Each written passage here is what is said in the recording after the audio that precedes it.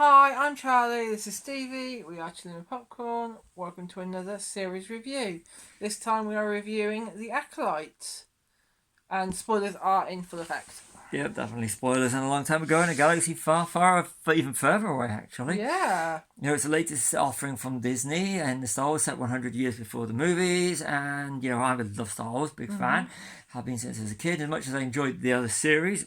And it does, and don't get me wrong, Acolyte does have some great elements, but ultimately for me, I found it mediocre. That being said, let's go on what we did and didn't all like. Yep. Yoda at the end, too telegraphed. It was It more was telegraphed. Very predictable, wasn't it? I said right from the start, as soon as we saw Coruscant, Yoda's going to appear in it, and we just wait and we just see the back of his head.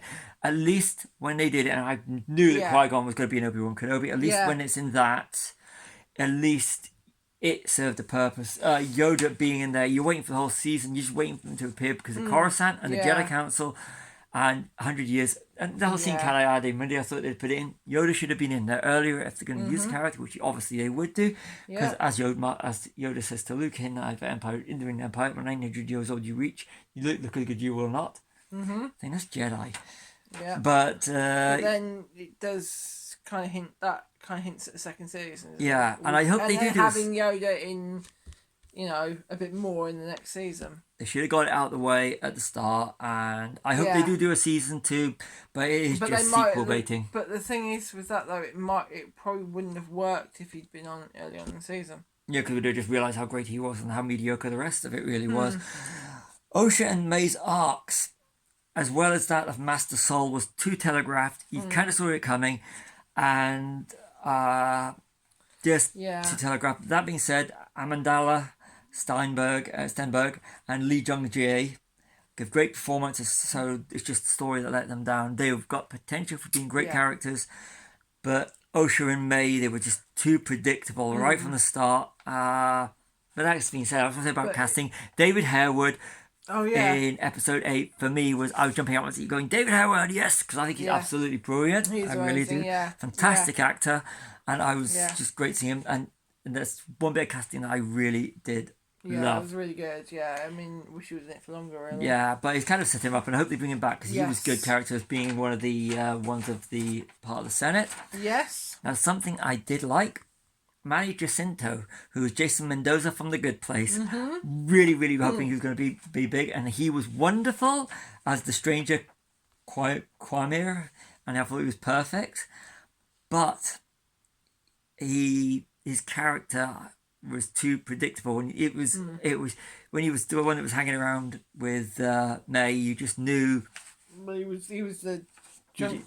He was a buddy. Yeah. And you just knew what was going on because they're doing the same stunt that Yoda did when he was the creature at the side of the road when Luke meets him on Dagobah and Palpatine hiding in the shadows, but we all know it's him.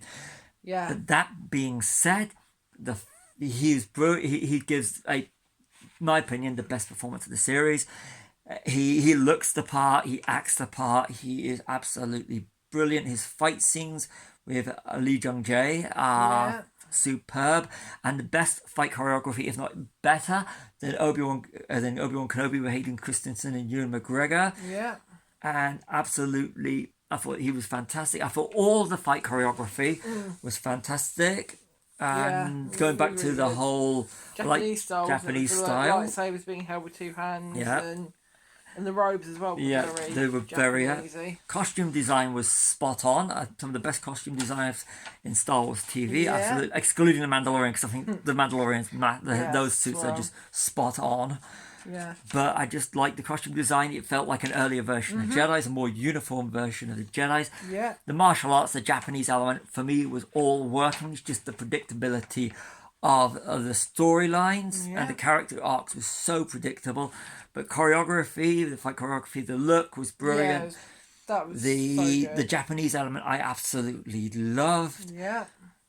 But they just need to tweak the series a little bit, in my honest opinion.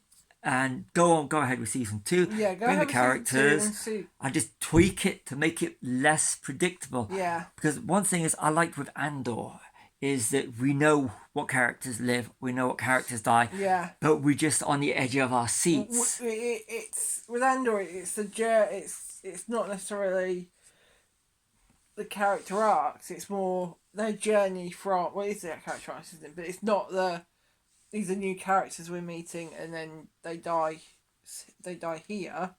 It's more that it's the journey that it takes to get them from here to here. Yeah, I felt knowing who survives and who doesn't. It's more of a journey to the point. I know Cassian. You know Cassian dies. You know Mon Mothma's in Return of the Jedi. Yeah. But but the thing is, you're still on edge as to get and these things, and that's brilliant. And that's what was lacking in this series. It was just too predictable, and I'm not one of these people that goes out to slate anything that's non George Lucas. There has been some really fine moments in Star Wars TV and in the movies, and definitely. I actually like Episode 9. Let's put that way. But there's just so many better Star Wars TV shows, but this had so much potential, and I really hope, because the casting is superb. Even though it's a Carrie-Anne Moss, who is brilliant from Matrix, she could have been used a bit more, but. That's really underwhelming Star Wars series that has so much potential. That's my honest opinion as a hardcore Star Wars fan from an early age. Yeah, and I've said my bit. I've added to your stuff, and I enjoyed it, but I enjoy most things, so you'll know if I don't enjoy it because I won't watch it. Yeah, because the Stephen thing. Yeah. So I've been Charlie. This has been Stevie. We are Chilling Popcorn. Like and subscribe.